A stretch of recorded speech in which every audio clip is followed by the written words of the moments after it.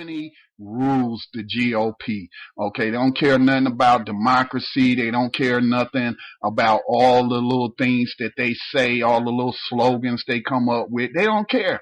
All right, it's all about putting in who they want to put in to carry out the agenda of the 1%.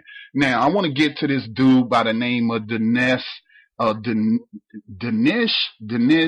D'Souza. Again, he is of East Indian descent. He was born in India, moved here to the United States, and he found the perfect con game, and that is to tell racist white people in the Republican Party, in the conservative movement, exactly what they want to hear. I did a little research on him earlier today. He wants to, some of the stuff I don't disagree with him. One of the things he talked about, not in this clip I'm going to play as it pertains to this film that he's come out with, but when he talks about the corrupting influence of the media and how he says the pushback against America, especially from Muslim countries, is because of the immoral media that they push. But then he says, he tries to talk about black people and saying, well, the reason that we lag behind in scores and stuff like that, it doesn't have to do with genetics. We're not genetically inferior. He talks about it having to do with black culture.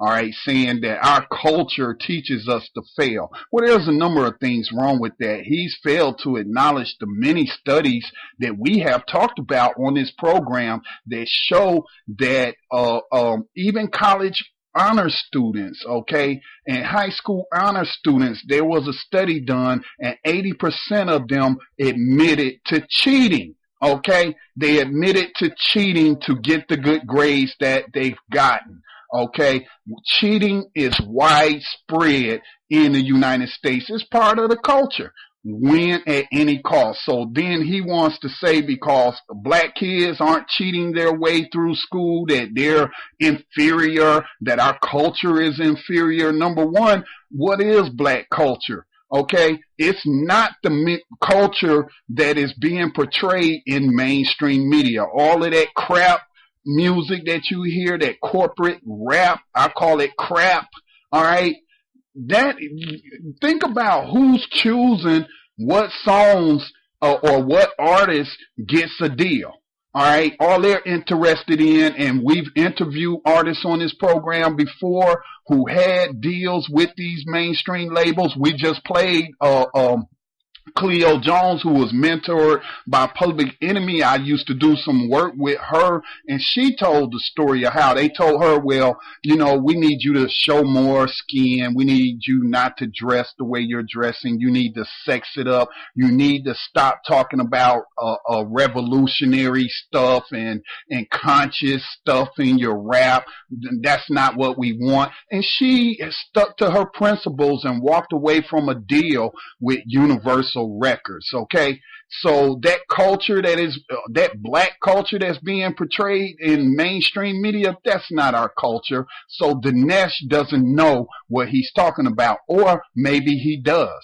Okay, maybe he is aware of all of these studies about the things I've discussed, but it doesn't fit his con game. He's making a lot of money to tell racist white people in the conservative movement what they want to hear about black people. So I'm going to cue up this clip.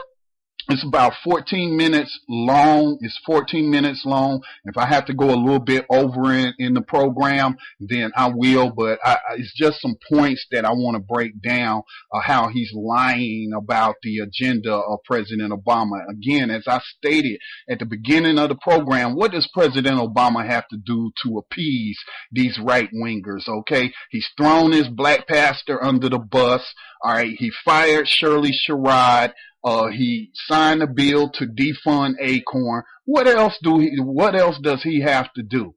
Okay, he's defended the Bush administration in court at every turn. He signed the National Defense Authorization Act, which says they can lock up U.S. citizens without a trial, without a jury, just lock them up, throw away the key. He's done all those things, okay? Those people that think that President Obama is a progressive, that think that he's this liberal as they try to paint him to be, nothing could be further from the truth, okay?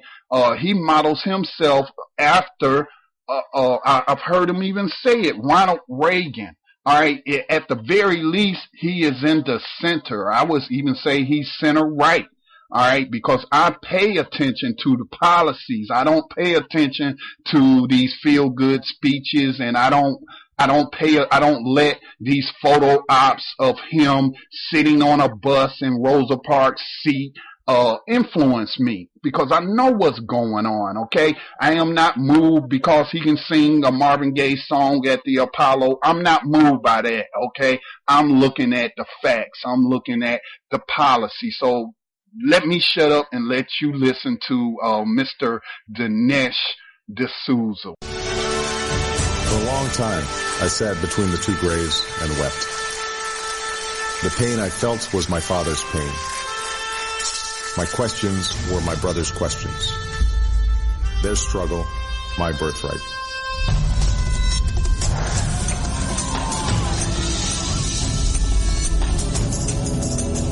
Obama has a dream from his father, that the sins of colonialism be set right and America be downsized.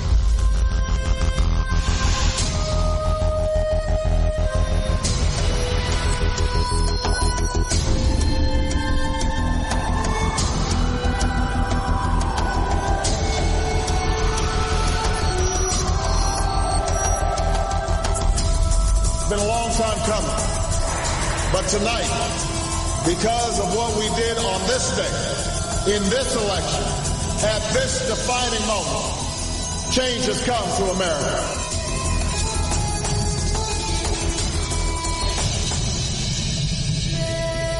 America has a dream from our founding fathers, that together we must perfect liberty, and America must grow so liberty grows. Which dream will we carry into 2016?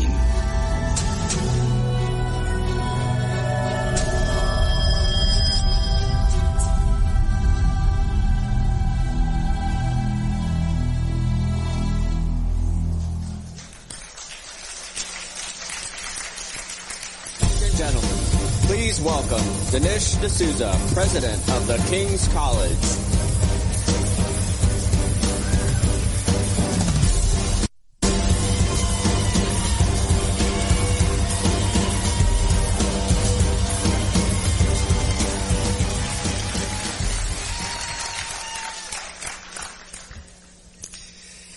Thank you very much. It's a real pleasure to follow Bobby Jindal. I want to welcome you all to Indian American Morning at CPAC. Woohoo!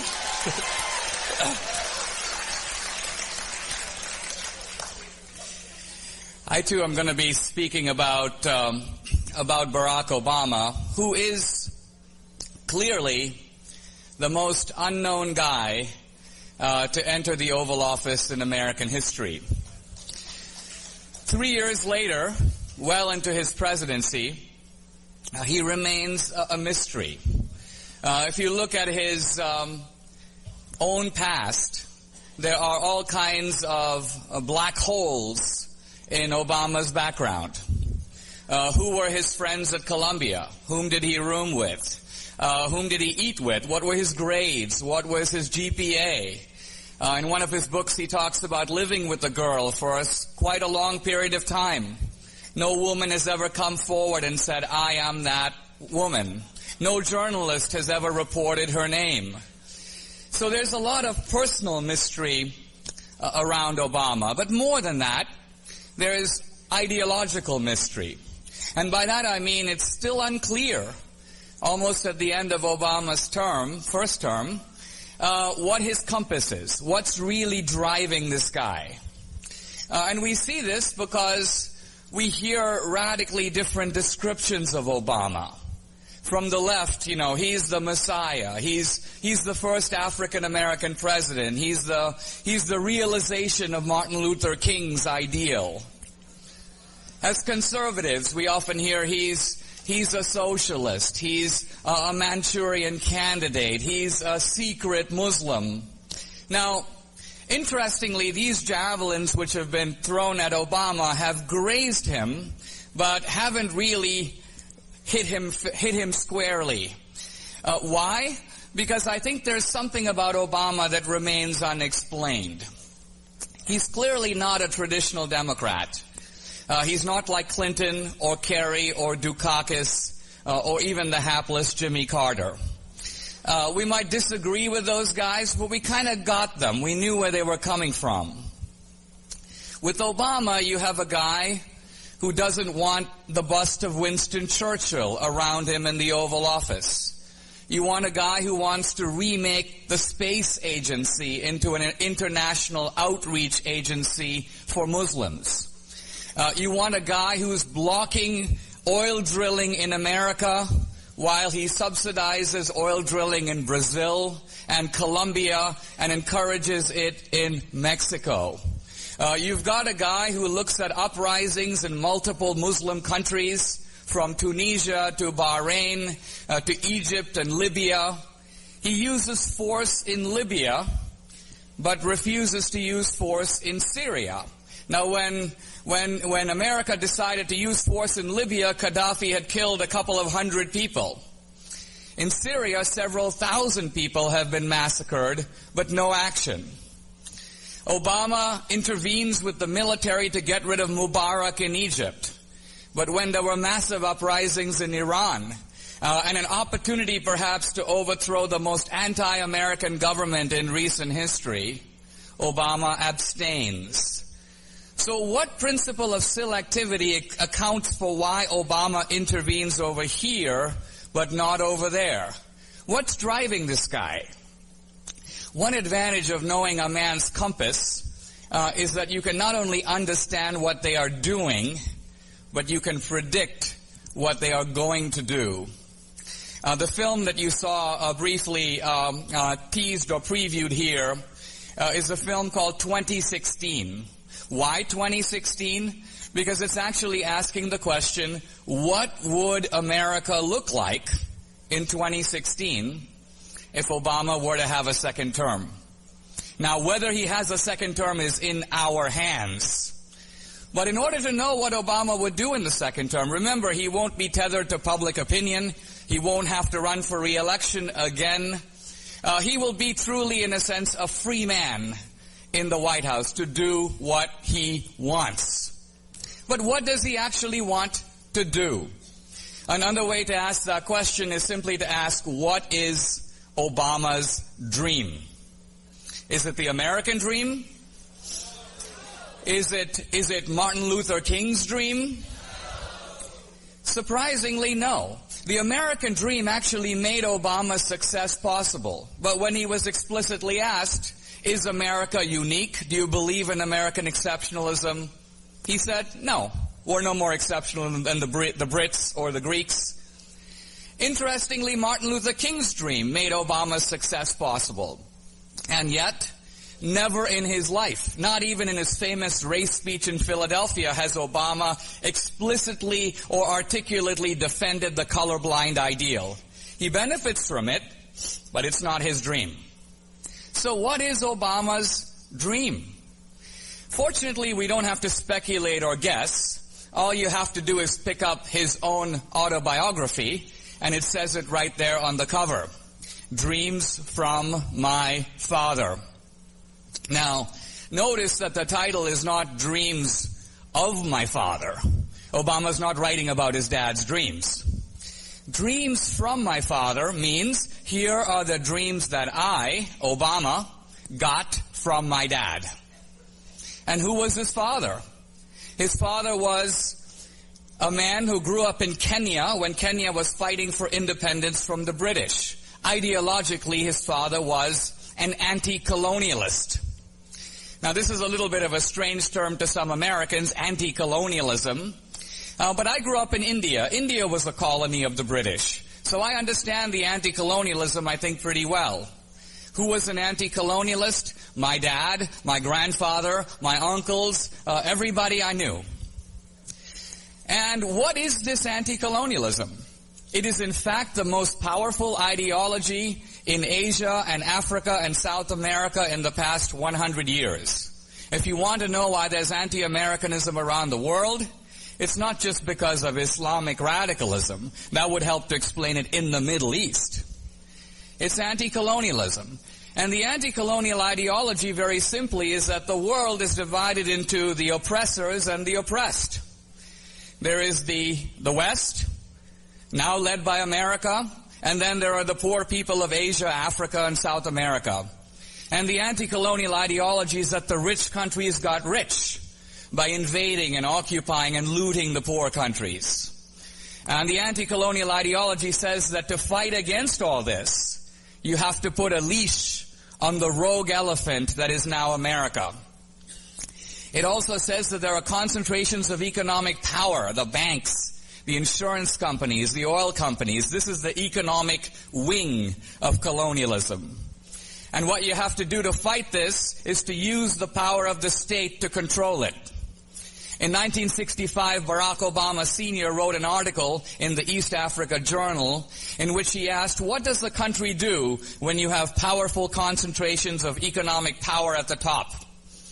And Obama said, this is Obama Sr., we have to have confiscatory tax rates, high tax rates. How high?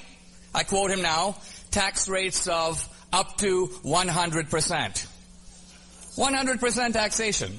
Now you might say this is a little bit nuts, but actually if you plug in the anti-colonial idea, it's not. Why? Because if one of you were to come to my house and steal all my furniture, what's the appropriate tax rate for you? 100%. Why? Because it's not your furniture. Now the remarkable thing about this anti-colonialism is that Obama writes in his book that he went to his father's grave and he flung himself on the ground and he wept. And he says, quote, through Africa's red soil I spoke to my father. It's a little creepy. His father's been dead for years. But Obama's trying literally to get the man out of the ground. But he can't. And so he comes to a kind of epiphany, an amazing sort of realization. He says, I can't have my dad, so I'll take his dream. That's the meaning of dreams from my father. And I think that if you take the anti-colonial ideology of the father and apply it to the actions of the son, you will see a jigsaw pattern come together. All kinds of facts about Obama that are obscure, that have never been explained, including his infatuation with the Reverend Jeremiah Wright, with Bill Ayers. These are the guys I call Obama's founding fathers. All of this comes to light when you put the jigsaw together. So in this film, which is going to be in theaters in the summer, it's a big film. Our producer is the guy who made Braveheart and Jurassic Park and Schindler's List.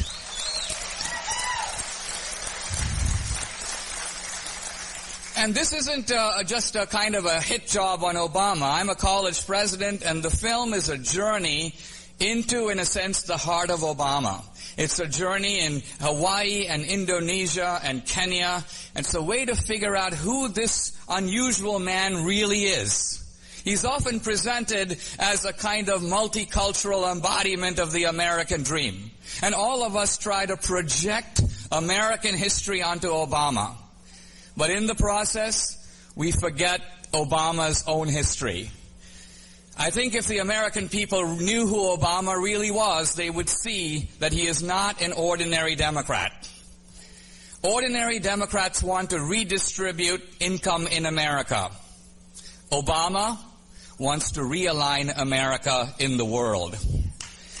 That's a very different agenda. Now, he's going to be hard to beat, and as conservatives, we sometimes get weary.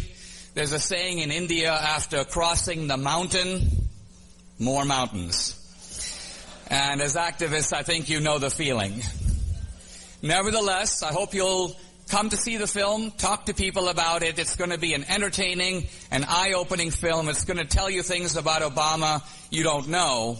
And I think hopefully that it will give you the wherewithal, the information, the intellectual ammunition to contest what may be the most important election since 1980. Thank you very much.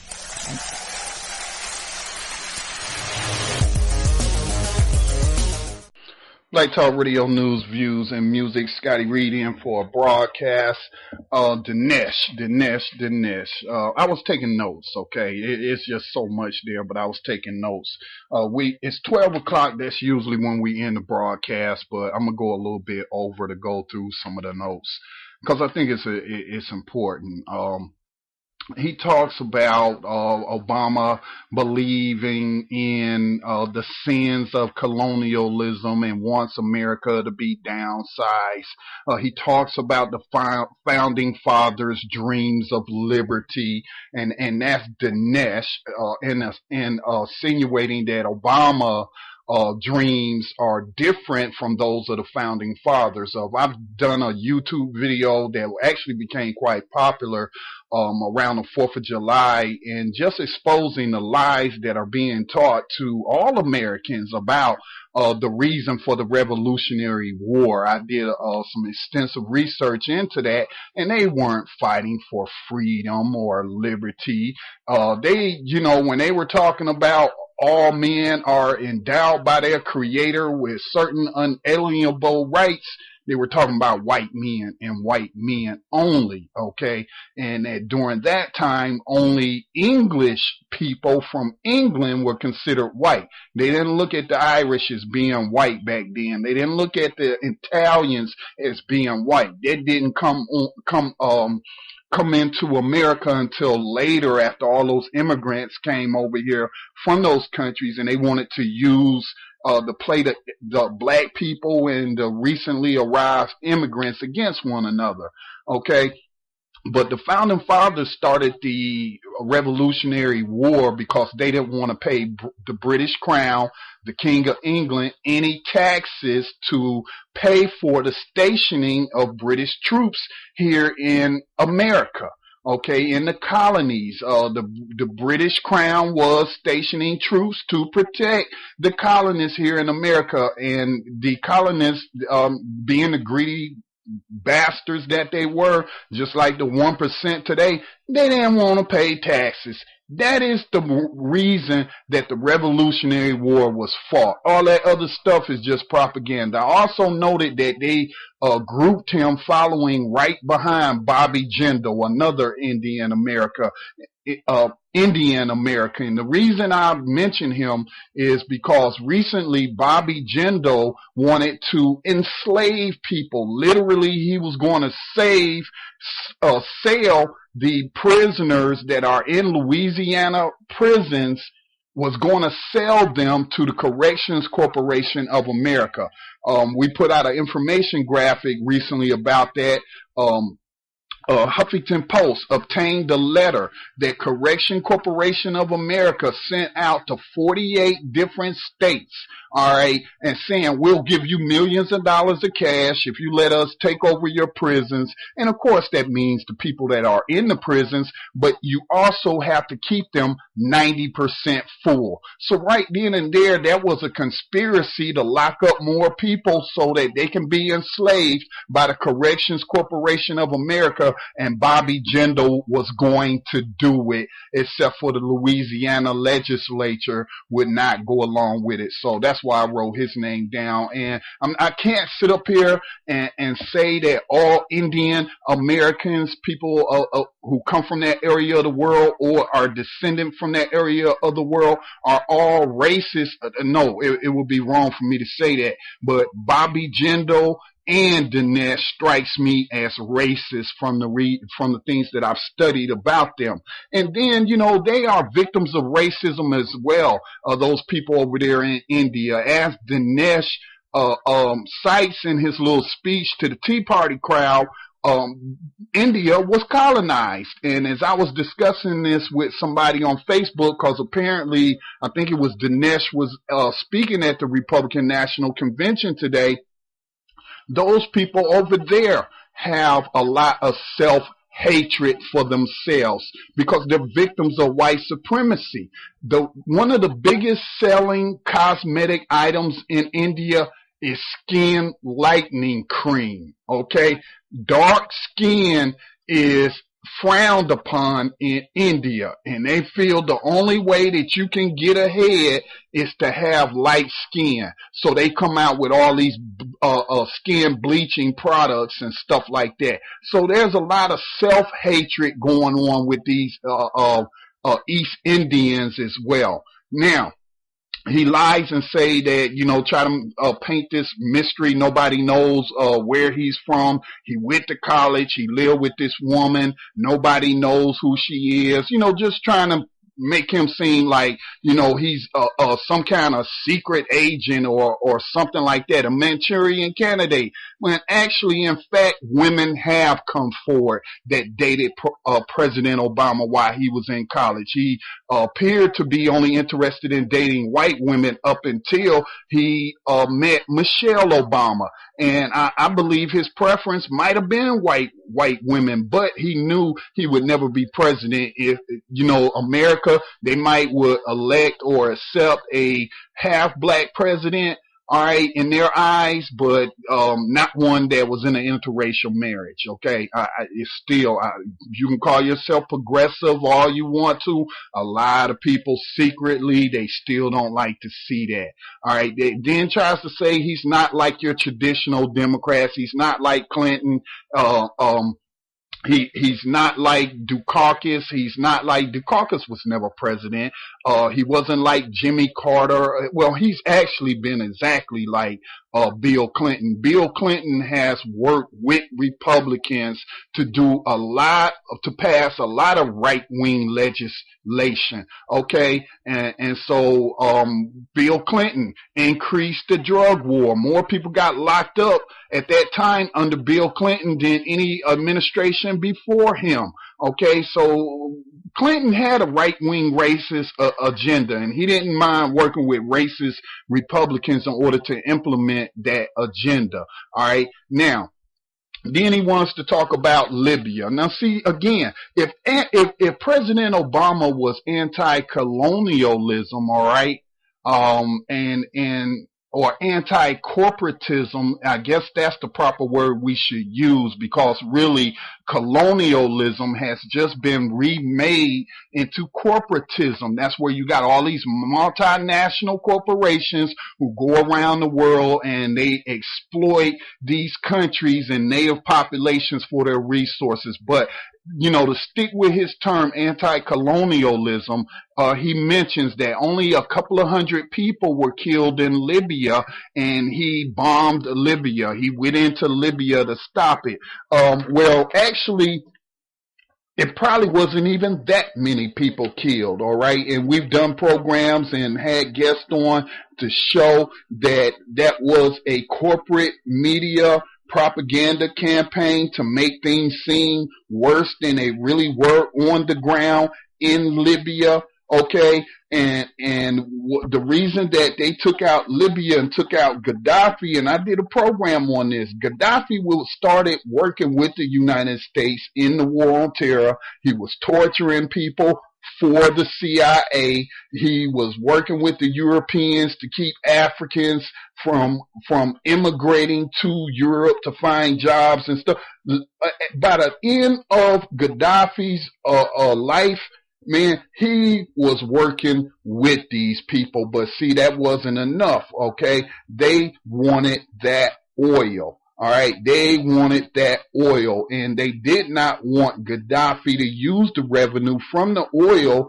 to help build up the infrastructure in Africa. He wasn't just rebuilding Libya. Libya was the most developed country in Africa until President Obama and NATO got through bombing it back into the Stone Ages. He was sharing that wealth with other African countries. All right. He was working to unify Africa against many of these forces that want to invade it and exploit it. And so if Obama was anti-colonialism, he wouldn't have went along with the bombing of Libya. Now, we got reports coming out of Libya and T West, Mr. T West, he's been a guest on the program. He has the YouTube channel Afro Synergy. He is from Africa. He has many contacts in Africa, and they've been slaughtering black people in Africa. Okay, most of those Arabs that you saw, rebels and stuff like those, were your extremists, your Islamists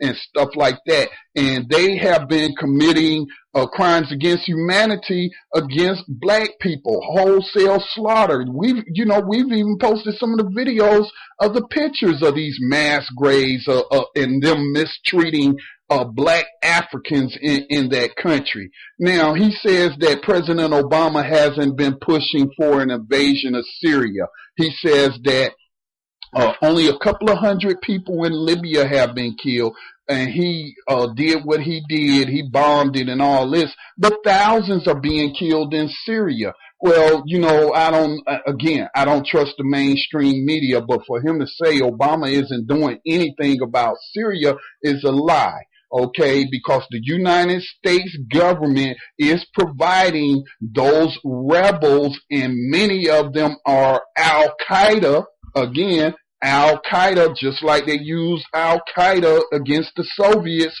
now they're using Al-Qaeda against the Assad regime. So the United States government, under the direction of President Obama, has been arming and sending other equipment to these rebels in Syria.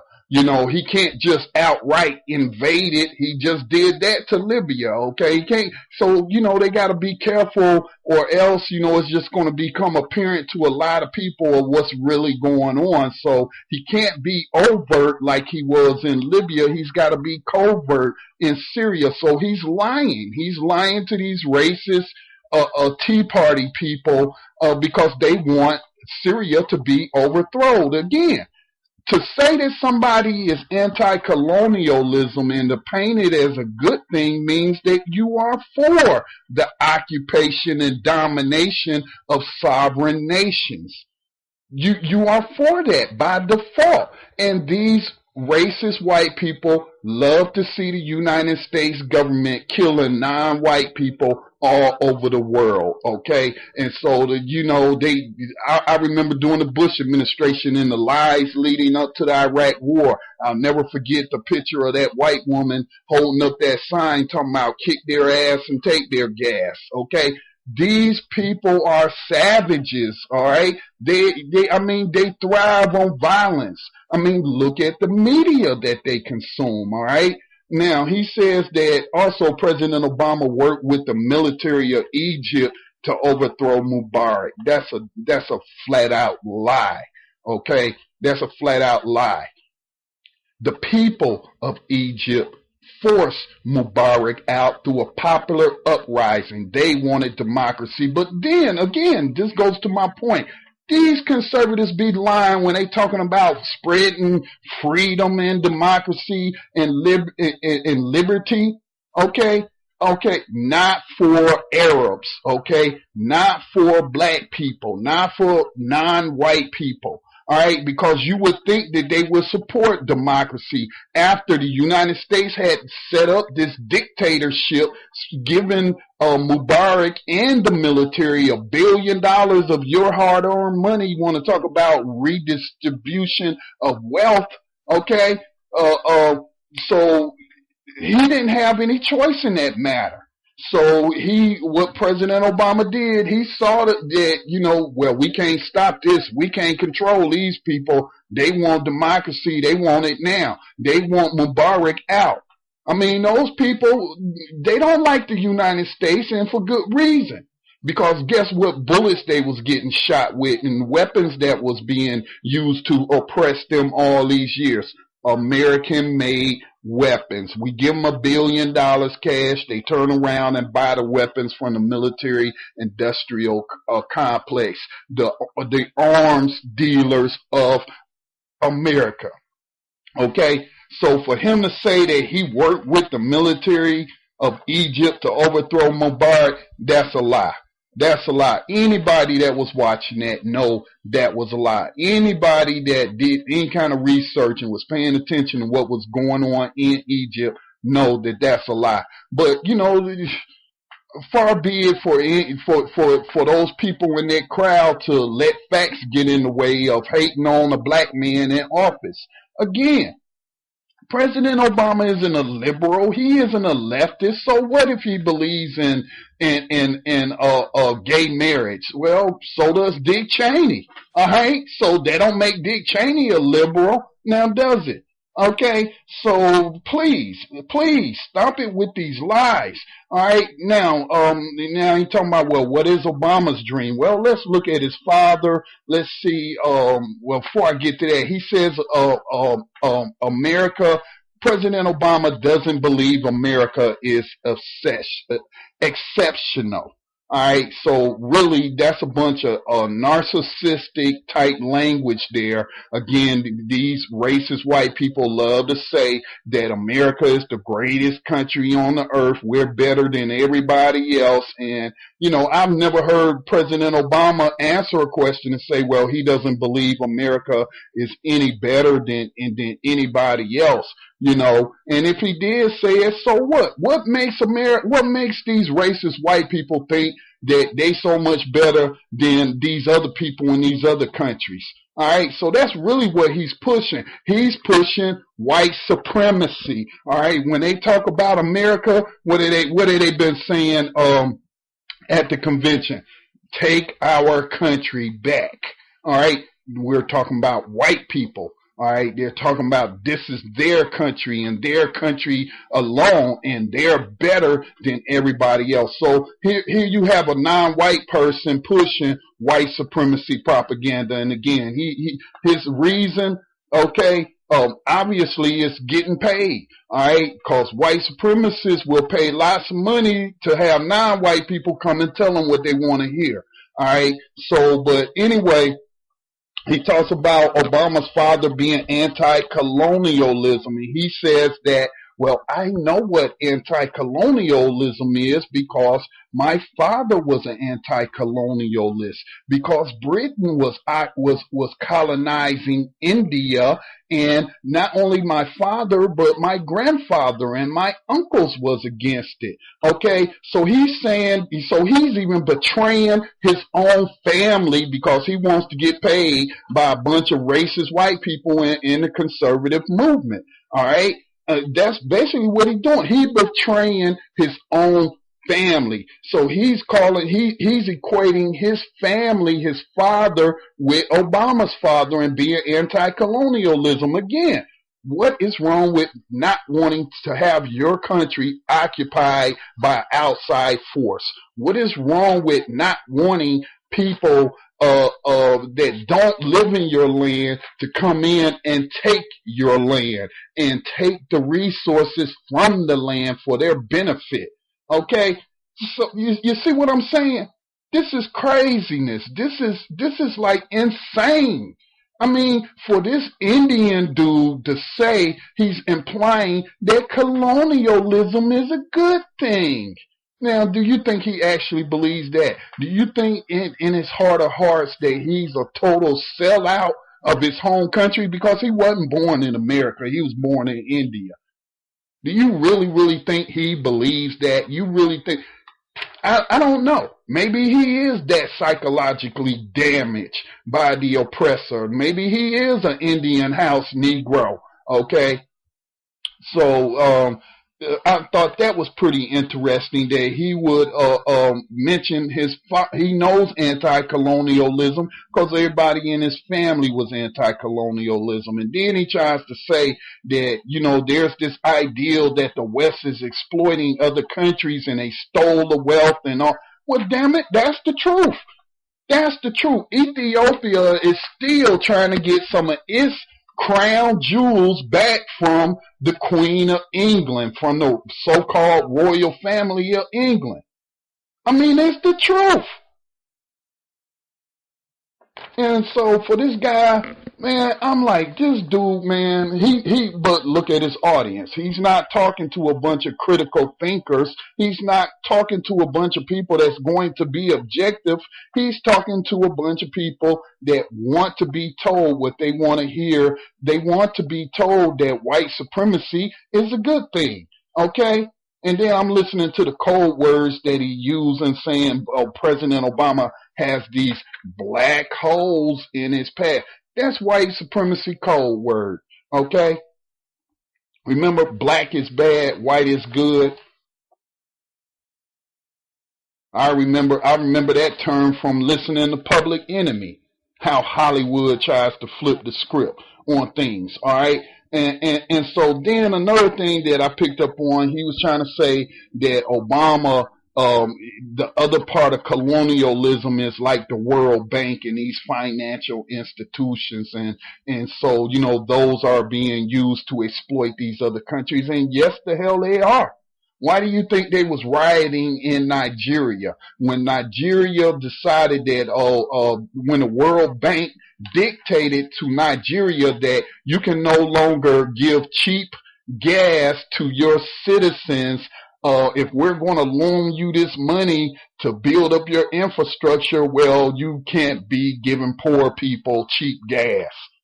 And they started rioting in the streets. So yes, he's trying to deny that it's going on, but it is going on. Anybody that pays attention to these issues, that have just done brief study of it, know that that's what's going on. Now, how can you say that President Obama is anti-Wall Street or anti-banks when he just gave them trillions of freaking dollars? He just bailed them out. That doesn't sound like somebody who's trying to tear down the world banking system to me. That sounds like somebody's trying to save it. See what I'm saying? This man is telling straight up lies. Again, I'm not an Obama supporter, but I'm not an Obama hater either. But I can also set aside my personal views and look at things objectively and separate the lies from the facts. So, you know, this dude is just lying all the way around, and anybody with any common sense, with any kind of moral center would know that he's lying, but they applaud him because they're being told what they want to hear. Then he says that President Obama, and he kept saying, trying to confuse people, playing this word game. He would interject, well, Obama Sr., the father, wanted this and that, but then it started running together where you didn't really know if he was talking about Obama or his father. So he talks about Obama's father wanting to, wrote this paper saying he wants to tax people at 100%. So President Obama wants to tax people at 100%. I mean, come on. When have you ever heard this, man? Come on now. Where is he pulling this stuff from besides out his ass? Nobody has ever proposed a 100% tax. Okay? And if there's any kind of wealth redistribution going on, it is the wealth of the middle class being redistributed to the 1%. Where do you think the money came from to bail out these banks? Okay? To bail out the stockholders on Wall Street, the 1%. It came from the taxpayer. And who pays the most taxes in this country? That is your everyday Joe.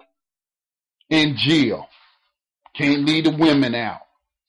But the middle class, we pay a tax rate of what, 30%? 40% when you figure into it your state taxes and your local county taxes and property taxes. The middle class pay more taxes than anybody. Mitt Romney has shown us that. His estimated tax rate, 14%. But we won't know for sure because guess what? He won't release his tax returns. So if there's any redistribution of wealth going on, it is from bottom up, not top down. But, try to tell a stupid teabagger that who ain't making no more money than you or me. All right? That just goes to show you. These people, going back to what I said earlier about black culture, and he's saying, black kids is way behind everybody else. Well, that's because they ain't cheating their way through school, apparently, like these teabagging fools have. Because if they're buying into these lies like that so easily, they're not doing the math, okay? Their comprehension leaves much to be desired. They have no critical thinking skill. Or maybe they're not so dumb. Okay? Maybe they don't care as long as they get to practice racism, white supremacy. As long as they're made to believe that one day they too can be in the 1%. It's not going to happen, dog. It's not going to happen. All right. And then, for him to sit up there and say that President Obama and look up the word literally. Okay. Look up the word literally. He said that President Obama literally tried to dig his father up out the grave. Oh my God. And you believe that bull BS. You're going to believe that President Obama went over there and tried to dig his dead father out of the ground. Oh my God. Believe in fairy tales much. All right. So all he's trying to do is try to say that President Obama is anti-colonialism because his father, who's from Kenya, lived in Kenya at the time they were rising up against the British. So what D'Souza is saying is he supports colonialism, okay, which is corporatism today. I don't even call it, you shouldn't even call it the United States of America. You should call it the United Corporations of America. All right? Because that's whose agenda being carried out by our government. All right? They aren't representing us. They representing these stockholders and these CEOs of these multinational corporations. Lord have mercy. And I served 6 years in the military, and when I was over there in Saudi Arabia doing Desert Shield, Desert Storm, I came to the realization, Scotty Reed, what the hell you doing here, man? All right, because you ain't over here to spread no democracy and no liberty. These women in Saudi Arabia can't even drive a car, can't even go outside by themselves. All right, you're being forced to pray. All right, you got people walking around with sticks, and if you ain't on your prayer rug, bow down at whatever certain time goes off, then they're going to beat you. All right, so I wasn't over there to help those people and spread any democracy. So I was like, I'm here for the oil. That's what the hell I'm here for. And so those people, when they say, our troops are fighting for our freedoms and liberty, don't believe the hype. That's nothing but a big old lie. All right, when they're taking our freedoms and liberties away from us day by day with their legislation here in the United States under the guise of fighting terror. All right, and then, not that I like quoting the founding fathers too much, but Benjamin Franklin said those who would sacrifice liberty for safety deserve neither. All right, these idiots. Then he talks about President Obama idolizes Reverend Jeremiah Wright and Bill Ayers, so he's recycling that crap about Bill Ayers again. And then, okay, if he idolized Reverend Wright so much, then why did he throw him under the bus? All right, he is only going to that church because Michelle Obama, that was her home church. That's where she wanted to go. And again, I believe that Obama was groomed early on to be president of the United States. Early on, his mother and his family have CIA connections, all right? So just to tell the truth about it. All right. And then, of course, he has this big-time Hollywood director directing this propaganda film. All right. And then he says that Obama wants to realign America. Well, that's not really what's going on now, is it? All right. It's not. So I don't know where he's getting this crap from. except for pulling it out his ass and lying. All right, so yeah. And with 30 minutes over my time, that's all I got to say on the matter. I will be back on the air tomorrow night.